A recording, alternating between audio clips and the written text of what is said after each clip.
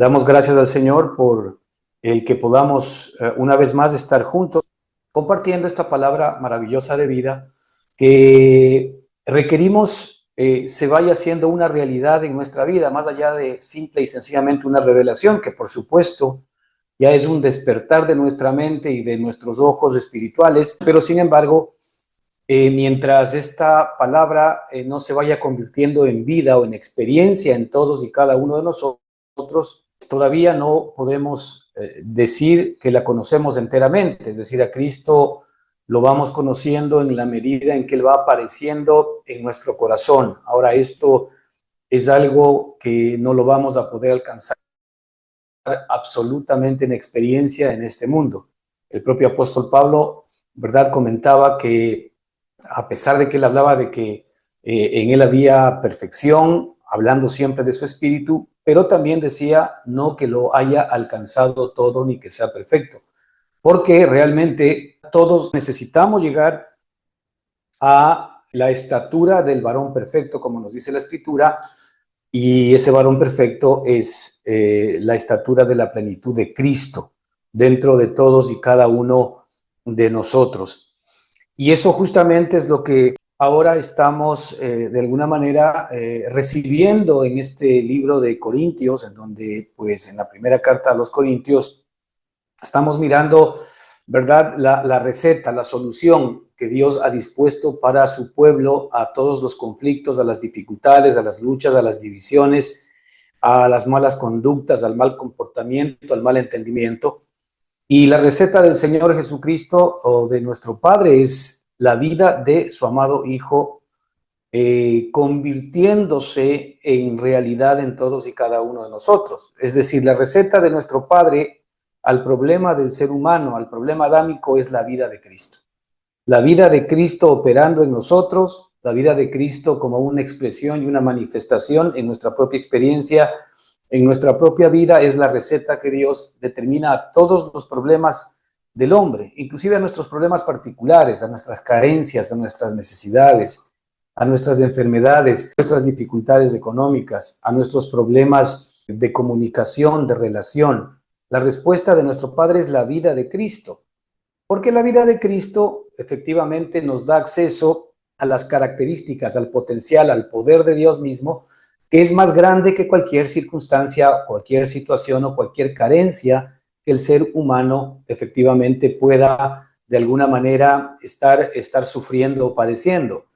El propósito central de Dios para crear al hombre fue el que el hombre exprese, manifieste y disfrute absolutamente de todo lo que Dios es. Y no podemos bajo ninguna circunstancia creer que Dios es un Dios de carencias, que es un Dios de limitaciones, que es un Dios de incapacidades, que es un Dios de enfermedades. No, las carencias, las incapacidades, las enfermedades, los conflictos internos que nosotros vivimos son característicos del hombre adámico que se separó de la vida. Es decir, el problema que nosotros tenemos cuando experimentamos todo tipo de conflictos no es más que la carencia de la vida de Cristo dentro de todos y cada uno de nosotros. Si la carencia de la vida de Cristo, de la vida de Dios, si la carencia de el fruto del árbol de la vida, que es Cristo mismo, se ausentó de la vida de Adán, del primer hombre, entonces la respuesta de Dios es que otra vez esa vida efectivamente el Señor nos la dé para que volvamos nuevamente a tener vida. Sin esa vida nosotros ciertamente no estamos vivos, estamos muertos. De ahí que el Señor llama muerto a todo aquello que no tiene a Cristo. Cristo es la vida. Si nosotros no tenemos a Cristo como nuestra vida, entonces desde la perspectiva de Dios estamos muertos, estamos fuera de su plan original. Y de allí que la receta de Dios para todo conflicto, para toda carencia y para toda necesidad es Cristo. El apóstol Pablo aprendió esta lección cuando obviamente él también estuvo en momentos de desnudez, en momentos de necesidad, en momentos de hambre, en momentos de conflictos, de pruebas, tribulaciones, cuando el Señor le enseñó que era basta y suficiente la gracia que Dios había puesto en él, y la gracia que Dios había puesto en él es la misma gracia que Dios ha puesto en nosotros. Cristo es la gracia de Dios. Es decir, Cristo es todo lo que tú y yo necesitamos. Bástate mi gracia significa que bástate, ¿verdad? El Cristo, la vida que ha sido puesta en tu corazón para que esa vida sea efectivamente la que responda, la que provea, la que enfrente todas las circunstancias y situaciones que efectivamente nosotros podemos tener que padecer en nuestra vida. Ahora, bajo este preámbulo estamos mirando justamente esta carta preciosa, ¿verdad? Que es profunda, a veces nosotros la hemos pasado por alto, la carta a los Corintios, a veces pues para nosotros realmente se enfoca más mucho en el tema de las lenguas, en el tema de la Santa Cena, en el tema de los conflictos, en el tema de la división, porque sí, efectivamente era una iglesia que estaba padeciendo muchísimas dificultades y problemas, pero sin embargo el apóstol les recuerda que él efectivamente no quiso saber entre ellos cuando los vino a visitar, no quiso saber nada más, es decir, no quiso dar a conocer ninguna otra cosa que no sea, ¿verdad?, a Cristo y a este crucificado. Porque el problema central de esta guerra interior, hermanos, que nosotros estamos viviendo, somos nosotros mismos. Es nuestro propio yo y es nuestro propio ego. Porque nuestro yo, nuestro ego, a todo lo que nosotros llamamos nuestra vida, ¿verdad?, está directamente compitiendo con la vida de Cristo. Es decir, nuestra vida, ¿verdad?, se constituye en un velo que no nos permite ver la vida de Cristo. Nuestra vida, nuestro hombre adámico, nuestra alma, nuestro entendimiento, nuestras emociones y nuestra voluntad, cuando no están gobernadas por el Espíritu de Dios, se convierten efectivamente en un velo que no nos permite ver dentro de nosotros la vida de Cristo.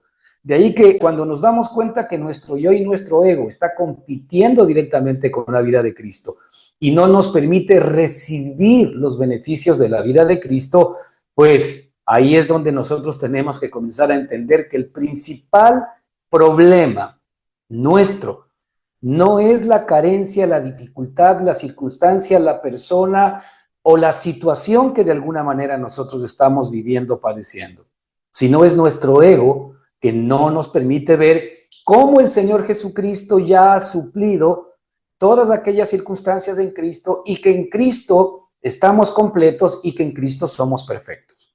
Esa perfección, esa plenitud de todo lo que Cristo es, ya se encuentra en nuestro corazón.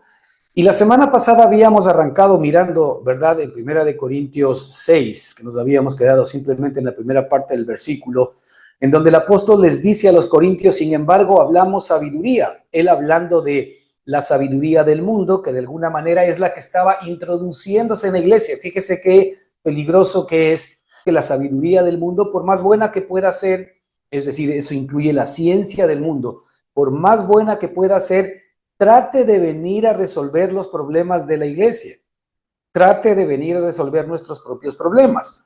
Es decir, no podemos negar que la ciencia buena y bien aplicada, por supuesto que se puede convertir en una ayuda idónea. Por ejemplo, ahora nosotros estamos participando a través de esta charla, a través de esta tecnología. ¿Podemos decir que esta tecnología es mala? Pues en absoluto, porque está siendo bien utilizada, ¿verdad? Ciertamente para que la palabra de Cristo pueda extenderse a través del mundo.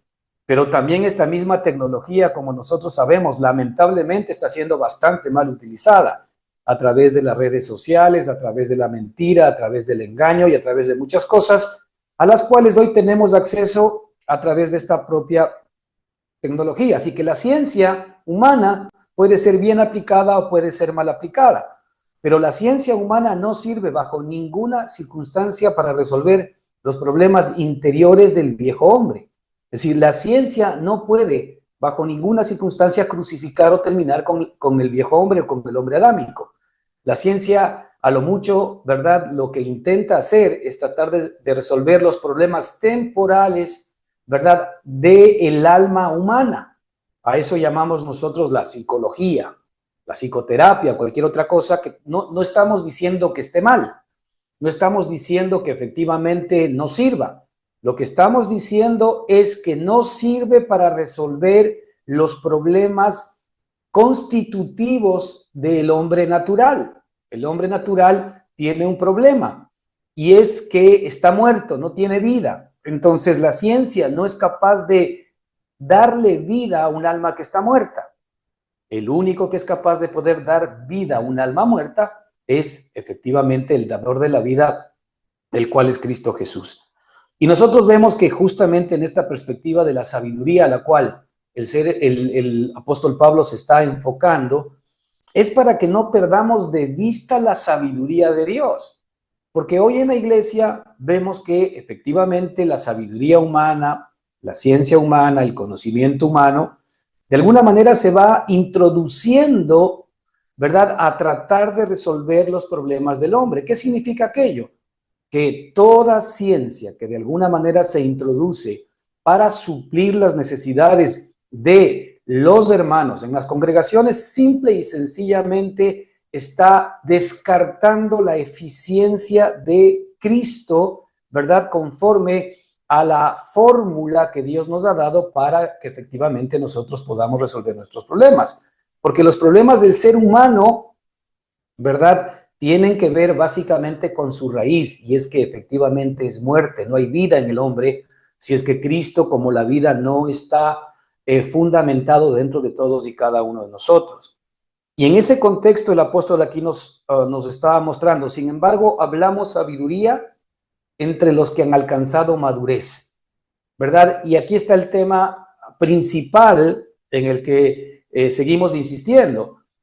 Si nosotros no alcanzamos madurez, entonces no podemos hacer nuestra la sabiduría divina que Dios nos ha dado para que, por supuesto, nosotros podamos echar mano de esa sabiduría divina y podamos experimentar y recibir los beneficios permanentes y continuos de esa sabiduría mientras caminemos en este mundo y posterior a este mundo. Entonces, no podemos echar mano de los beneficios del poder de la vida de Dios y de la vida de Cristo por falta de madurez. Y decíamos efectivamente que la madurez tiene que ver directamente, ¿verdad?, con el tamaño de la persona de Cristo que de alguna manera va tomando participación en cada uno de nosotros. Es decir, la madurez tiene un nombre y apellido. La madurez, ¿verdad?, es no cuánto yo he aprendido de Cristo, sino cuánto de Cristo hay en mí. Es decir, la madurez se trata de vida, no se trata simplemente de conocimiento, no se trata simple y sencillamente de estudio, sino que se trata de cuánto de la vida de Cristo efectivamente está apareciendo en mi alma. No olvidemos que el Señor nos entregó a nosotros, ¿verdad?, por medio de su espíritu, un espíritu nuevo a todos y cada uno de los seres humanos. Un espíritu nuevo en el cual ahora puede reposar y puede vivir, ¿verdad?, todo el poder y la gracia de la vida de Cristo en nosotros. En el espíritu nosotros ya hemos recibido toda la perfección que Cristo es, ¿verdad? Ahora, en el alma no. En nuestra alma, en nuestro yo, en nuestro ego, que es al que efectivamente nos estamos refiriendo, el que está compitiendo con la vida de Cristo dentro de nosotros. Nuestro ego que no nos está permitiendo el que nosotros de alguna manera podamos comenzar a recibir estos anticipos maravillosos de la herencia que Dios nos ha dado, que es su propia vida, que es Cristo morando y viviendo en nosotros. Esto no nos permite de alguna manera echar mano efectivamente de la vida de Cristo en nosotros. Sin embargo, la Escritura dice que nosotros hablamos sabiduría entre los que han alcanzado madurez, ¿verdad? Y es por eso tan importante, hermanos, que nosotros nos enfoquemos en entender y en recibir más esta madurez. Y esta madurez es cuanto más de la vida preciosa de Cristo Jesús, obviamente, está siendo formada en todos y cada uno de nosotros. Una vez que el Señor Jesucristo consumó la obra, una vez que el Padre por medio de Cristo ha hecho todo lo necesario para que nosotros podamos ser restituidos a la gloria de Dios. Ahora, lo que le interesa al Espíritu Santo es que efectivamente Cristo sea formado en nuestros corazones, que Cristo sea formado en nuestra alma. Y en la medida en que Cristo es formado en nuestra alma, nosotros vamos alcanzando esta madurez. En la medida en que Cristo se va convirtiendo en una realidad en nuestra mente, emociones y voluntad, es que esta madurez va creciendo. Y lo que hemos estado hablando, ¿verdad? El problema es que mientras no se esté aplicando la cruz de Cristo diariamente a nuestra vida, entonces tampoco nosotros podemos recibir por consecuencia la vida resucitada de Cristo dentro de todos y de cada uno de nosotros. Miren, este versículo que hemos visto está íntimamente conectado, ¿verdad?, con el libro de Efesios capítulo 4, versículo 13 al 16, que quisiera leerlo el día de hoy, porque aquí efectivamente nos está hablando en términos claros, ¿verdad?, quién es la madurez y qué es la madurez, qué debemos entender nosotros por madurez. Leamos, dice, hasta que todos lleguemos, está hablando a los hermanos, está hablando a la iglesia del Señor, nos está hablando a nosotros, hasta que todos lleguemos a la unidad de la fe, a la unidad de la fe y del conocimiento del Hijo de Dios, a un varón perfecto, a la medida de la estatura de la plenitud de Cristo, para que ya no seamos niños fluctuantes. Fíjate de lo que estamos hablando, para que ya no seamos niños fluctuantes, llevados por doquiera de todo viento de doctrina, por estratagema de hombres que para engañar emplean con astucia las artimañas del error, sino que siguiendo la verdad en amor, crezcamos en todo en aquel que es la cabeza, esto es, que crezcamos en todo en Cristo, de quien todo el cuerpo, bien concertado y unido entre sí, por todas las coyunturas que se ayudan mutuamente, según la actividad propia de cada miembro, recibe su crecimiento para ir edificándose en amor. Fíjate, conecta estos versículos, ¿verdad?, con lo que hemos estado mirando sobre el tema de la madurez. Entonces, la madurez tiene que ver con esto. La madurez tiene que ver con que hasta que todos lleguemos a la unidad de la fe y del conocimiento del Hijo de Dios, hasta que todos lleguemos a un varón perfecto. Es decir, llegar a la unidad de la fe y del conocimiento de Dios se trata de que lleguemos nosotros, ¿verdad?, al varón perfecto, que lleguemos al conocimiento del Hijo de Dios, el cual es el varón perfecto, ¿verdad?, a la medida de la estatura de la plenitud de Cristo. Pues eso es madurez. Madurez tiene que ver con una persona. Madurez tiene que ver con una vida que se está impartiendo dentro de cada uno de nosotros. Y ahí también cala este verso maravilloso cuando el Señor nos dice que la buena obra que Él comenzó, Él mismo la perfeccionará hasta el día de Cristo. Mira, la buena obra que Él comenzó. ¿En dónde Él comenzó la buena obra en nosotros? En nuestro espíritu. Él comenzó la buena obra en nosotros, en nuestro espíritu. Es decir, Él ya determinó y dispuso que en nuestro espíritu ahora nosotros ya seamos perfectos. Él arrancó la buena obra en nosotros. Ahora, toda esa semilla de vida que está sembrada en nuestro espíritu, es necesario que vaya creciendo para que vaya dando fruto, y ese crecimiento, ¿verdad?, es el irse expandiendo, el irse impartiendo efectivamente hasta todas las áreas de nuestra alma, mente, emociones y voluntad. ¿Qué es aquello que de alguna manera está deteniendo ese crecimiento? Pues las malas noticias es que lo que está deteniendo ese crecimiento, hermanos, somos nosotros. No es Satanás, no es la persona, la circunstancia, la situación o la carencia que estoy viviendo. No, somos nosotros mismos. Es nuestra vieja manera de entender, es nuestra vieja manera de pensar lo que nos tiene a nosotros de un estado de postración, en un estado de inmadurez. La escritura aquí nos dice que la única manera como vamos a dejar de ser niños fluctuantes, ¿sí? Llevados por doquiera de todo tipo viento de doctrina, es mediante el crecimiento, ¿verdad? De la unidad de la fe y del conocimiento del Hijo de Dios, hasta que todos lleguemos a un varón perfecto. Ahora, el propio apóstol da la receta a los corintios bajo esta figura y les dice que nosotros, la única manera como vamos a estar perfectamente unidos, sea en términos particulares o en términos corporativos, es por medio de la mente de Cristo.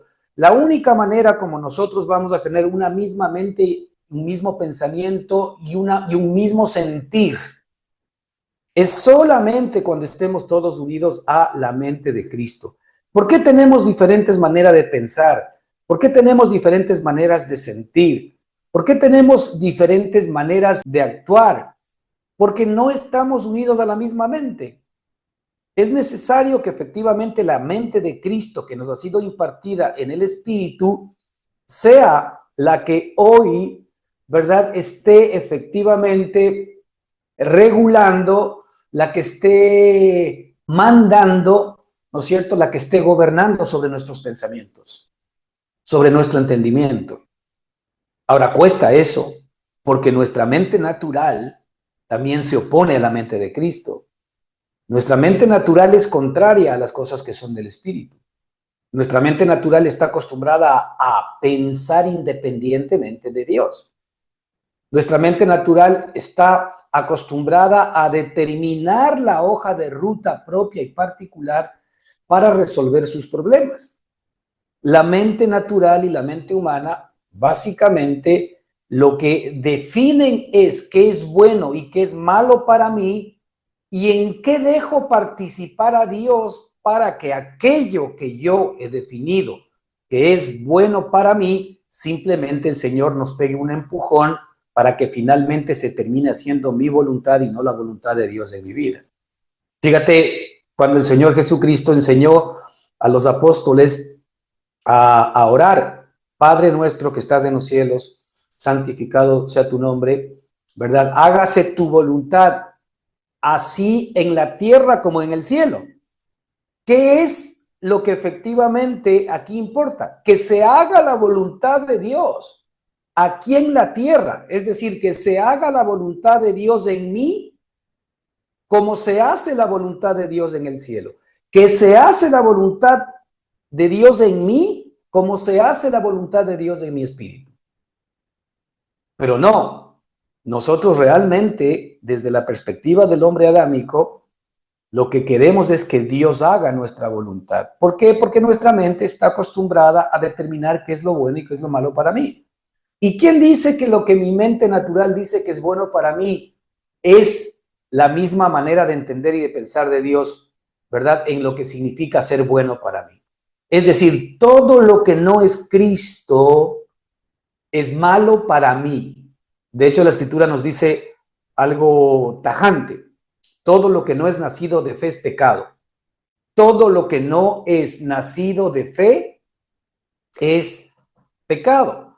Así que todo lo que efectivamente no nace en nosotros desde Cristo, desde el Espíritu, desde el árbol de la vida, desde la vida que ha sido instalada en nuestro espíritu es pecado. Porque, ¿qué significa entonces?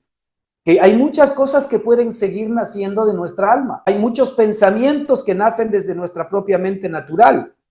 Hay muchas emociones que siguen naciendo desde nuestro propio corazón.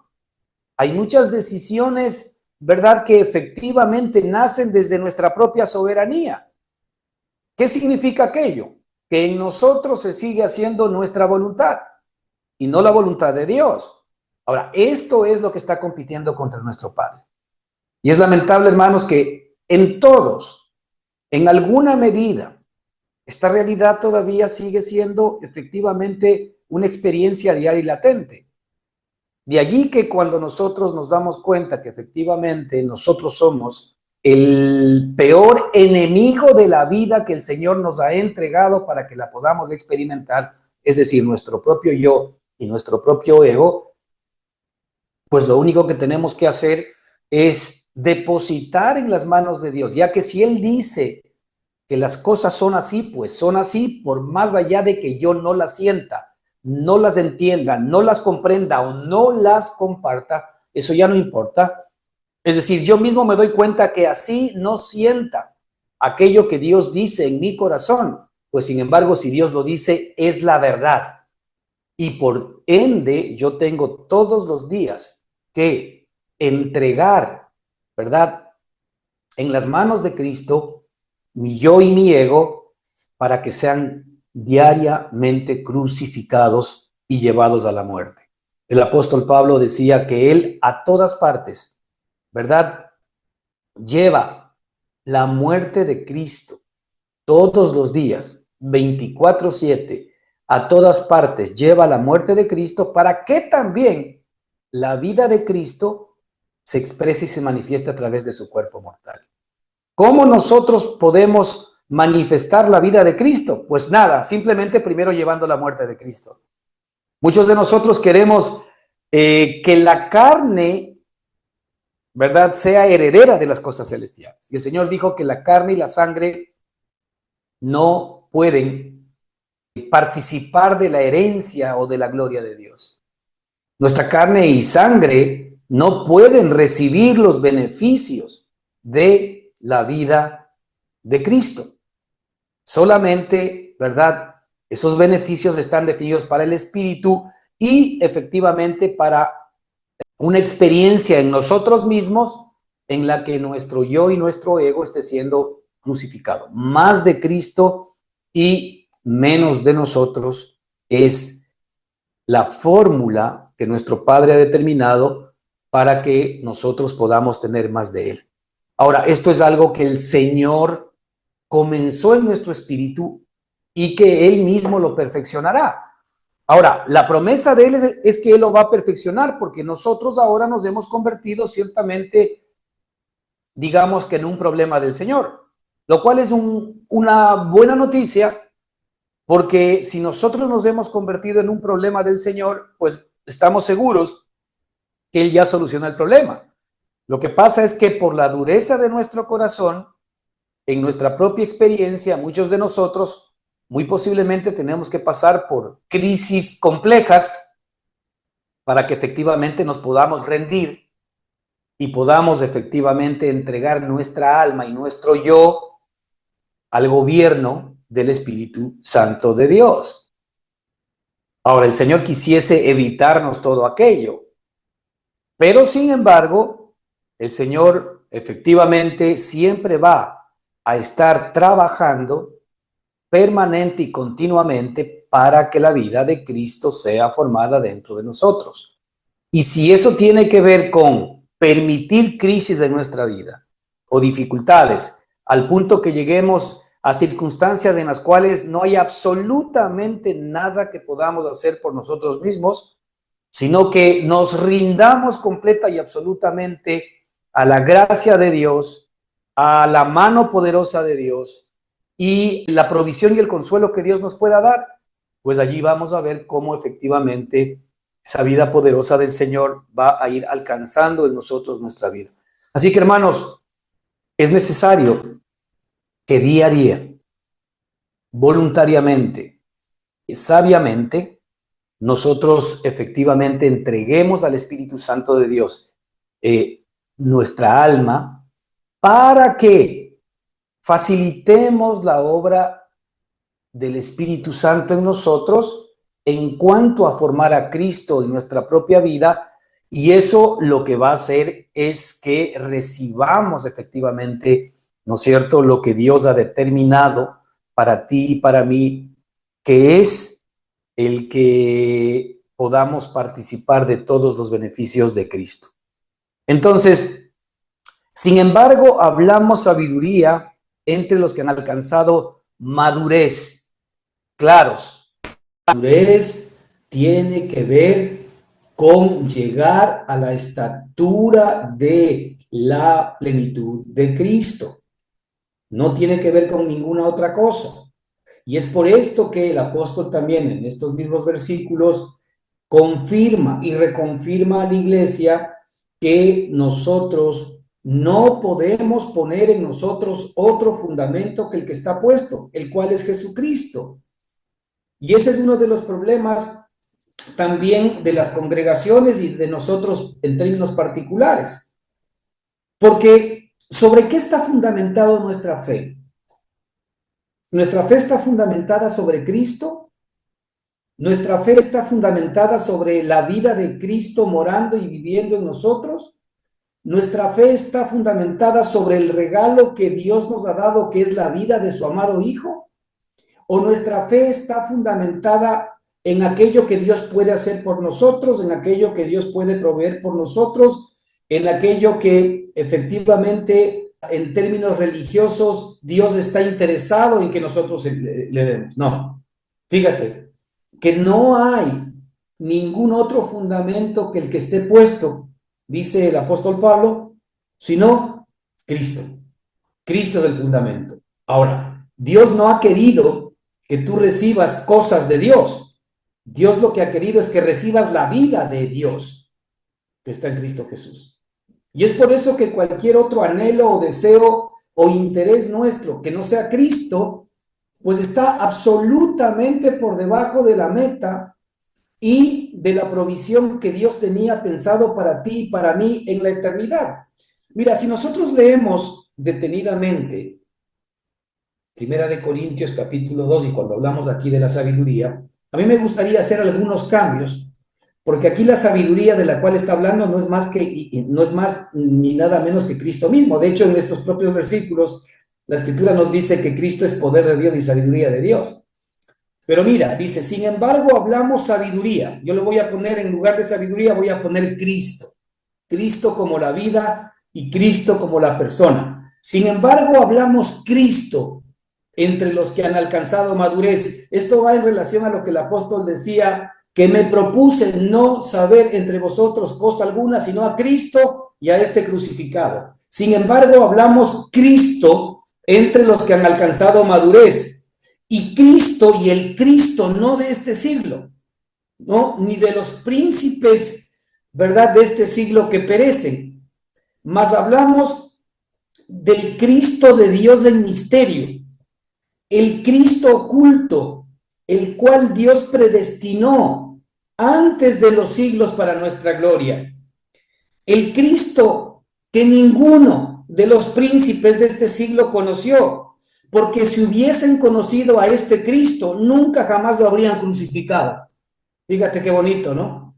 Es decir, cuando la Escritura nos está hablando de la sabiduría, nos está hablando de Cristo, nos está hablando de la persona, nos está hablando de la vida de Cristo, no nos está hablando de la ciencia, del conocimiento o de la sabiduría como nosotros la entendemos como de alguna manera un atributo de la vida. No, la sabiduría es una persona, la sabiduría es Cristo mismo. Aquí dice de hecho que el Cristo que ninguno de los príncipes de este siglo conoció. Evidentemente la vida de Cristo tiene en sí misma la sabiduría de Cristo.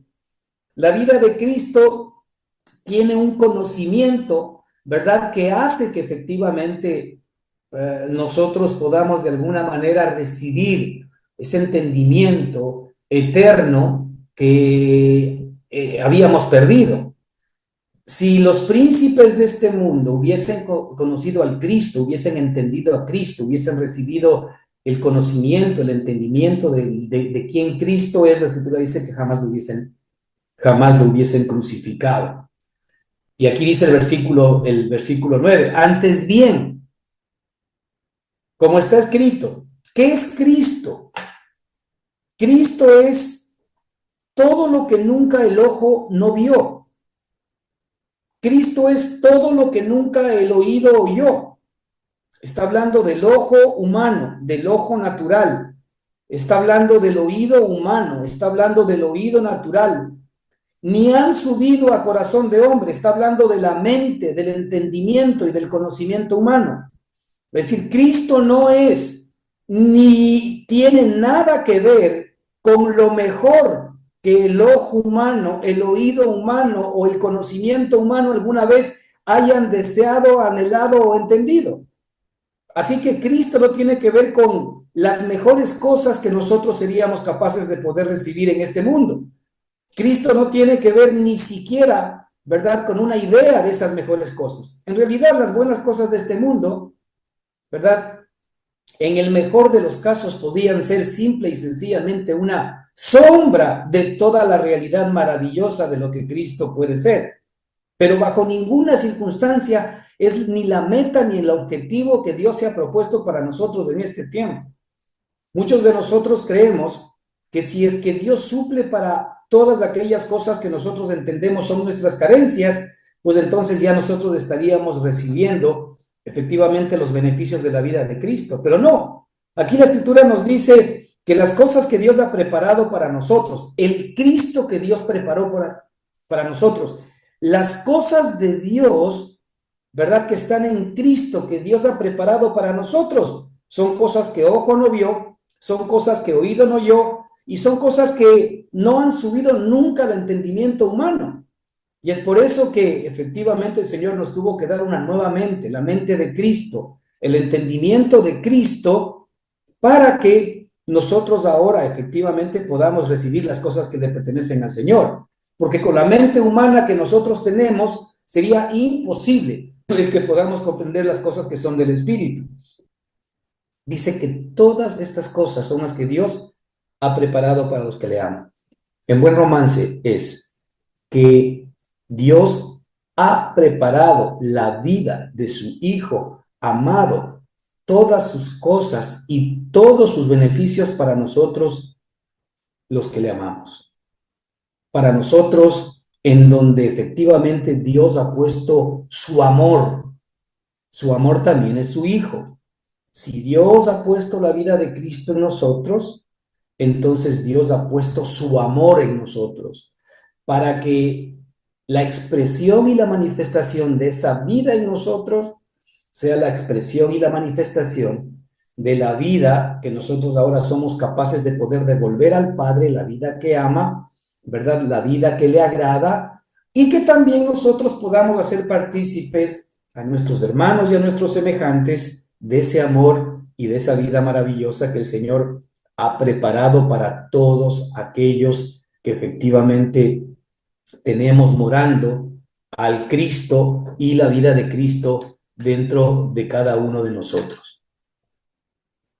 La Escritura nos dice en el versículo 10 que Dios nos reveló todas estas cosas. Fíjate qué importante es.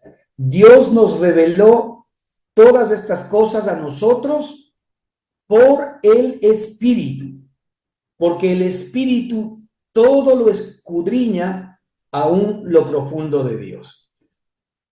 La única manera como nosotros podemos recibir conocimiento, revelación y entendimiento de todas estas cosas, ¿verdad?, es por el Espíritu que Dios ha puesto en todos y cada uno de nosotros. De ahí, hermanos, que quien te va a revelar a ti la realidad de estas cosas que ojo no vio, ni oído oyó, ni han subido al corazón del hombre, es solamente el Espíritu que está en ti. No está el pastor, no está el profeta, no está el maestro que te pueda recibir estas cosas, que te pueda revelar estas cosas, sino que Dios instaló en ti el Espíritu de Dios, en tu espíritu, para que Él mismo sea capaz de poder revelarte estas cosas. O sea, tú tienes un maestro dentro de tu espíritu que es capaz de poder revelarte todas estas cosas. Es decir, sin ese maestro, tú y yo nunca vamos a comprender estos temas. De ahí que debemos estar conscientes que nosotros somos templo del Espíritu Santo. De ahí que debemos estar conscientes de que esa vida de Cristo que ya está instalada en nosotros incluye el Espíritu Santo. ¿Para qué? Aquí nos dice el versículo 12, y nosotros no hemos recibido el Espíritu del mundo. Fíjate qué importante. Nosotros no hemos recibido el Espíritu del mundo, lo cual significa que la gente natural, el hombre normal, el hombre adámico, recibe el Espíritu del mundo. ¿Para qué recibe el Espíritu del mundo? Para que el Espíritu del mundo le dé a conocer las cosas que son del mundo. Pero aquí dice la Escritura algo maravilloso. Y nosotros no hemos recibido el Espíritu del mundo, sino el Espíritu que proviene de Dios. ¿Para qué? Para que sepamos lo que Dios nos ha concedido. Dios nos ha dado el Espíritu de Cristo. Dios nos ha dado el Espíritu de Dios. ¿Para qué? Para que nosotros sepamos lo que Él nos ha concedido. Es decir, el único que nos puede revelar todo lo que Dios nos ha concedido. Esto que estamos hablando, cosas que ojo no vio, cosas que oído no oyó, cosas que no han subido a corazón o a la mente del hombre, son las cosas que Dios ha preparado para los que le aman. ¿Quién nos revela todas estas cosas? Pues solamente el Espíritu nos las revela para que sepamos lo que Dios nos ha concedido. Esto está en el corazón de nuestro Padre. Lo que está en el corazón de nuestro Padre ahora no es resolvernos los problemas. Lo que está en el corazón de nuestro Padre no es secar nuestras lágrimas. Lo que está en el corazón de nuestro Padre no es darnos una ayudadita para salir de los problemas. Lo que está en nuestro Padre es que nosotros sepamos lo que Él ya nos ha concedido. Escucha bien, esto está en tiempo pasado. Lo que Él nos ha concedido incluye todo lo que tú y yo necesitamos para enfrentar las circunstancias de la vida. Es totalmente distinto a creer que todavía a Dios le falta hacer cosas. Muchos de nosotros discernimos y creemos que a Dios todavía le hacen falta el que pueda cumplir ciertas promesas de nosotros. De hecho, en nuestro argot religioso muchas veces nosotros decimos todavía esperando que la promesa de Dios se haga realidad en mí. Claro, nosotros vamos a las promesas de Dios que están en la Escritura, en donde Dios nos promete muchas cosas, pero hemos olvidado que la Escritura dice que todas las promesas de Dios son en Cristo sí y en Cristo así sean, ya fueron hechas. Todas las promesas de Dios ya nos han sido otorgadas directamente a nosotros en la vida de Cristo que ha sido instalada en nuestro espíritu, para que podamos echar mano de esa vida y, por supuesto, al echar mano de esa vida, estamos echando mano de las promesas de Dios. Entonces, ¿qué es lo que está ahora ardiendo en el corazón y en el deseo de nuestro Padre por su Espíritu? Darnos a conocer las cosas que Dios nos ha concedido. Las cosas que Dios nos ha concedido en Cristo son todo lo que nosotros necesitamos para enfrentar las circunstancias de este tiempo y para vivir de una manera gloriosa, ¿verdad? Después de que efectivamente seamos revestidos con el nuevo cuerpo. Esto es lo que Dios tiene en su corazón. Ya dejémonos de esperar que Dios haga algo por nosotros, sino más bien centremos nuestra mirada, nuestro corazón y nuestra oración en lo que Dios ya nos ha concedido. Subraya ese versículo. Lo que Dios ya nos ha concedido. Está en términos pasados. Muchos de nosotros seguimos orando a Dios para que nos resuelva cosas y el Señor nos dice, hey, yo ya te lo he concedido en Cristo. Tú lo que necesitas es saber lo que yo te he concedido y te he dado mi espíritu para que efectivamente Él te pueda dar a conocer todo aquello. Fíjate cuánto tenemos todavía nosotros que cambiar nuestra manera de entender y nuestra manera de pensar. En el argot religioso todavía se nos enseña que nosotros debemos estar a la expectativa de las cosas que Dios va a hacer por nosotros. Pero sin embargo, en la escritura y en la palabra profética de los apóstoles, aquí se enseña otra cosa. Se enseña que Él ya nos ha concedido todas las cosas en Cristo Jesús. Y que efectivamente nosotros ahora, ¿verdad? Al tener la vida de Cristo, y esto tiene que ver y hace clic con el bástate mi gracia, que también nos enseñaba el propio apóstol Pablo, bástate mi gracia. Si el Señor ya nos dio a Cristo, pues bástate la vida de Cristo. Bástate la vida que yo ya te entregué de Cristo. Ahí está todo lo que tú necesitas. Ahí está la caja fuerte espiritual, ¿verdad? Que abre la puerta a la provisión de todas las cosas que de alguna manera efectivamente tú necesitas. Y de hecho el propio apóstol nos dice en otro versículo en donde que si Dios no escatimó ni siquiera a su propio Hijo, sino que lo entregó por todos nosotros, ¿cómo juntamente con Él no nos dará todas las demás cosas? Es decir, si Dios ya nos dio a Cristo, que es todas las cosas y los asuntos espirituales de Dios, ¿cómo efectivamente unidos a Él, juntamente con Él, no nos habrá dado todas las demás cosas?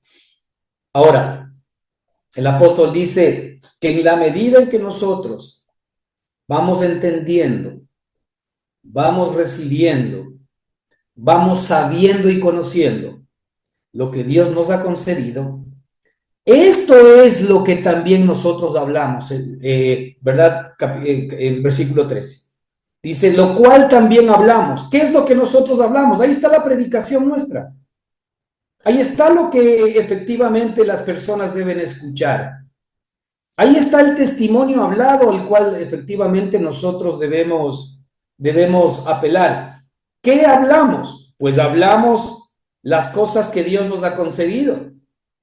Eso es lo que tenemos que efectivamente comenzar a hablar.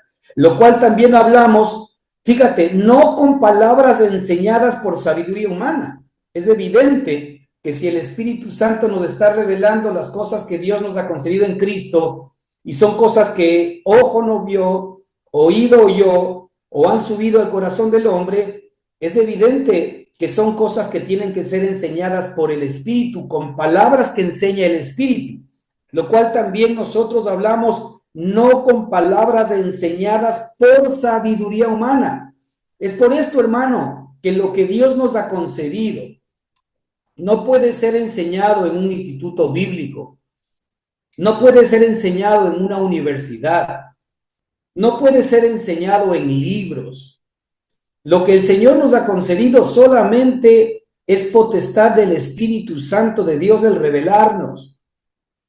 ¿Verdad? ¿Cómo se revela eso? Por la vida que el Señor instaló en nosotros, la vida de Él, convirtiéndose en una realidad en nosotros, ¿verdad? Va a hacer que efectivamente nosotros podamos experimentar y vivir todo lo que Él nos dice. Esto es algo que tiene que ir apareciendo en nosotros.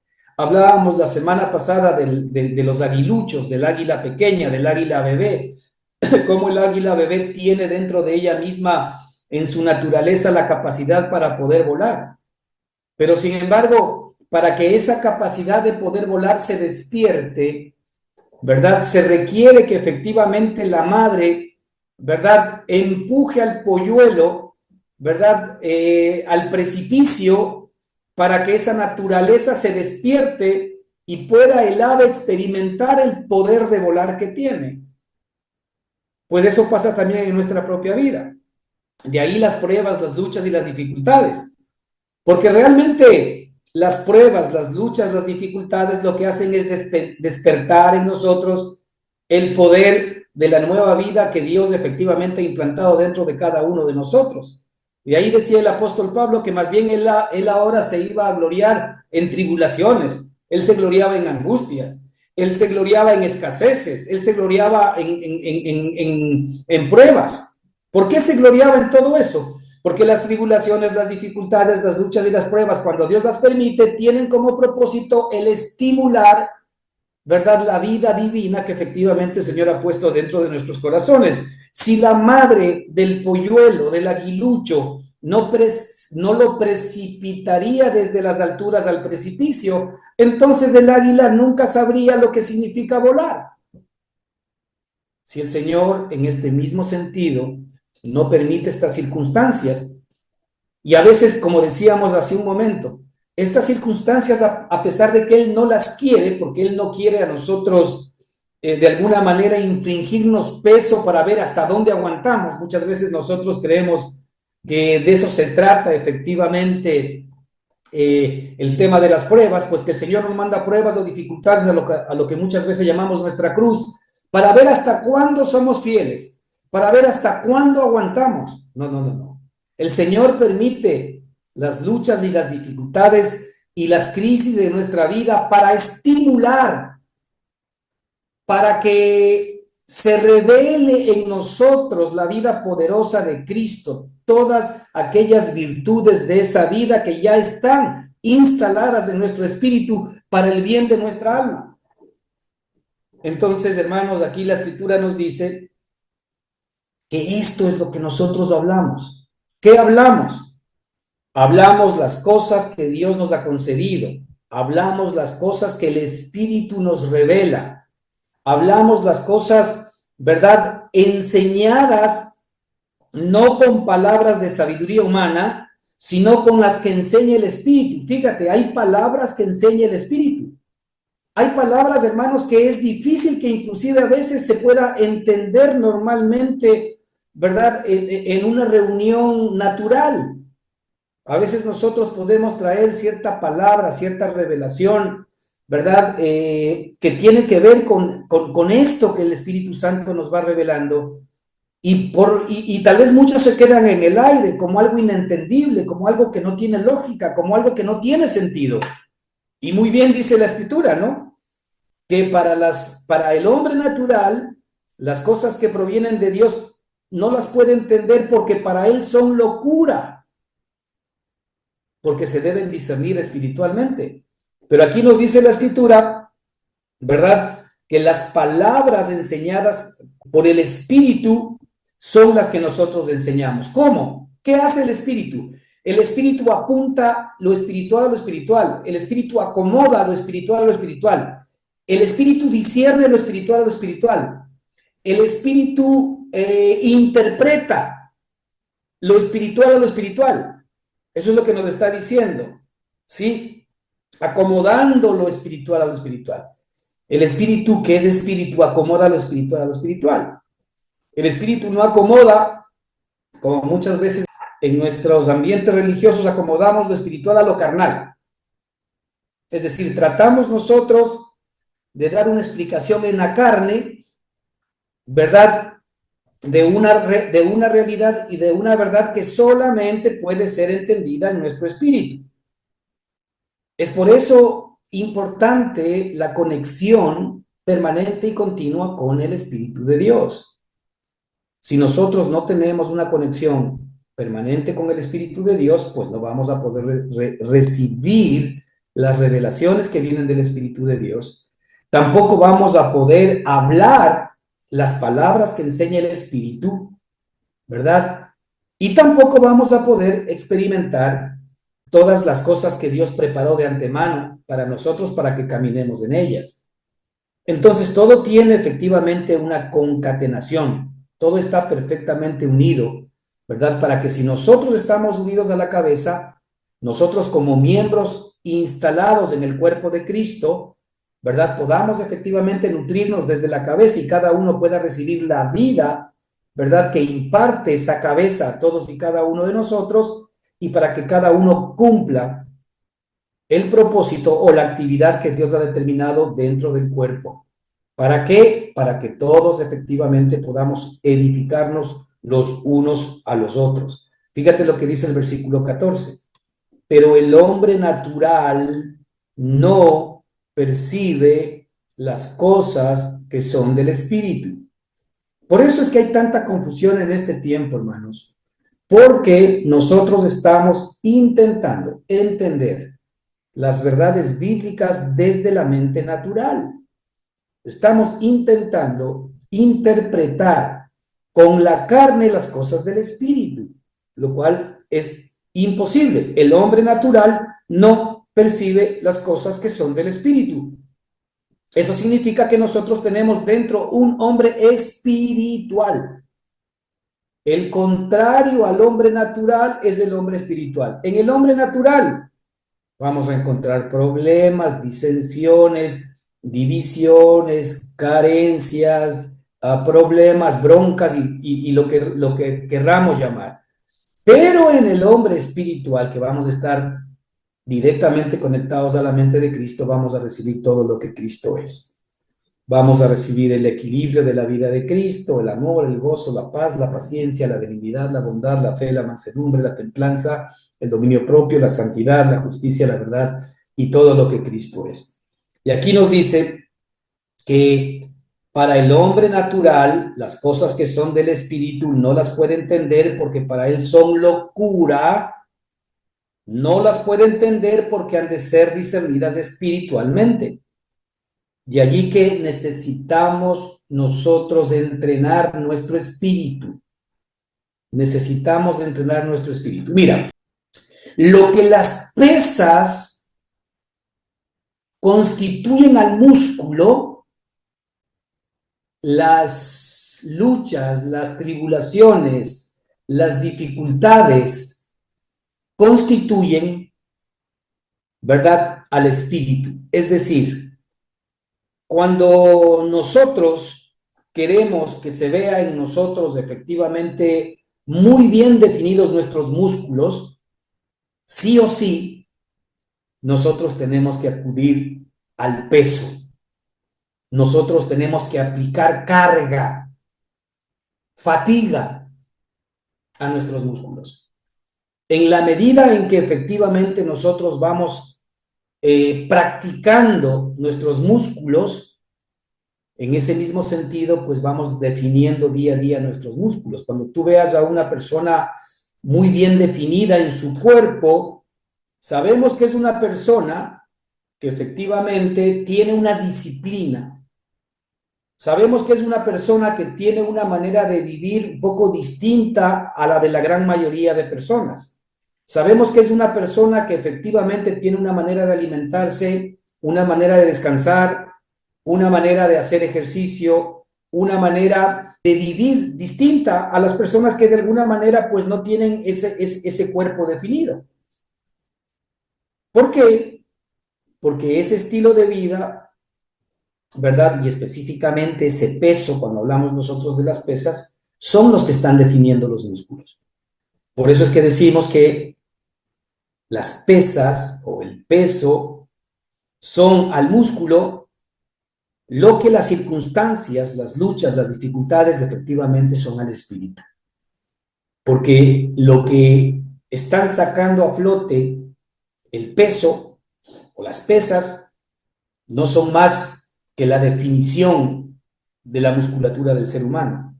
Mientras que las circunstancias y las situaciones, a esto sumado una buena alimentación espiritual, un buen descanso espiritual, lo que hacen es definir al hombre espiritual dentro de todos y cada uno de nosotros. Hacen que el hombre espiritual se vea. Hacen que el hombre espiritual evidentemente se parezca a Cristo. Esa es la meta. Ahora pedimos que el Señor haga su obra en nosotros, porque fácil es decirlo, ¿no? Parecería que, por supuesto, si yo estoy hablando así, pues así vivimos todos o así vivo yo. No, yo también estoy exactamente en la misma lucha que ustedes seguramente están. Pero estas realidades que estamos hablando son las cosas que nos enseña el Espíritu. ¿Para qué? Para que responsablemente nosotros, entendiendo estas realidades, pues ahora nos rindamos hacia el Espíritu para que Él continúe haciendo la obra en nosotros. Y ese es el punto central. No que lo hayamos alcanzado todo ni que seamos perfectos, bajo ninguna circunstancia, sino que somos lo suficientemente conscientes para entender que necesitamos día a día despojarnos más de nosotros y permitir más que la obra del Señor efectivamente crezca dentro de nuestro corazón. La Escritura nos dice que el hombre natural no puede entender las cosas que son del Espíritu porque se han de discernir espiritualmente. Las cosas del Espíritu se disciernen espiritualmente. En cambio, el espiritual juzga todas las cosas, pero él no es juzgado por nadie. El hombre espiritual está en un nivel en el cual tiene la capacidad de poder entender todas las cosas. Ahora, es el hombre espiritual del cual todavía nosotros no estamos necesariamente o absolutamente llenos como para que podamos tener esa experiencia, pero Cristo sí la tenía. Y fíjate en el libro de Juan 2:25 lo que nos dice la Escritura respecto de Cristo. Y Cristo no tenía necesidad de que nadie le diese testimonio del hombre, pues él sabía lo que había en el hombre. Cristo como espíritu, él conocía sin necesidad de que nadie le diga lo que había en el corazón de cada ser humano. Esto significa que el espiritual tiene la capacidad de poder juzgar todas las cosas. Fíjate ese poder que hay en nuestro espíritu. Nosotros tendríamos la capacidad de poder mirar lo que hay en el corazón de cada ser humano, pero tampoco juzgaríamos al ser humano. Porque entenderíamos por qué el ser humano de alguna manera tiene ese comportamiento. Porque está caminando en la vieja criatura, porque está caminando en el viejo hombre, porque está caminando en el hombre caído, porque está caminando en, ¿verdad?, lo que el hombre llama vida en muerte. Pero cuando efectivamente nosotros tenemos el espíritu, aquí dice la Escritura que el espiritual juzga todas las cosas, pero él no es juzgado por nadie, porque el espiritual está en un nivel en donde puede ver, entender y comprender las cosas como Dios las ve, y en cambio la pregunta es ¿quién puede juzgar a Dios? Y aquí la Escritura dice, porque ¿quién conoció la mente del Señor? ¿Quién le instruirá? Mas nosotros tenemos la mente de Cristo. Maravilloso. Es decir, nosotros tenemos la mente de Cristo para que unidos a esa mente podamos crecer a la estatura del varón perfecto. A esto es lo que la Escritura llama sabiduría, madurez. La madurez tiene que ver con cuánto de Cristo está en nosotros y en nuestro caminar es cuánto de la mente de Cristo, ¿verdad?, nosotros estamos conectados. ¿Con cuánto de la mente de Cristo que ya está en nosotros estamos conectados? Para que efectivamente la vida de Cristo, la sabiduría de Dios, la sabiduría divina se instale y pueda seguir efectivamente creciendo dentro de todos y cada uno de nosotros. Vamos a continuar la próxima semana, hermanos. Que el Señor les bendiga ricamente. Amén.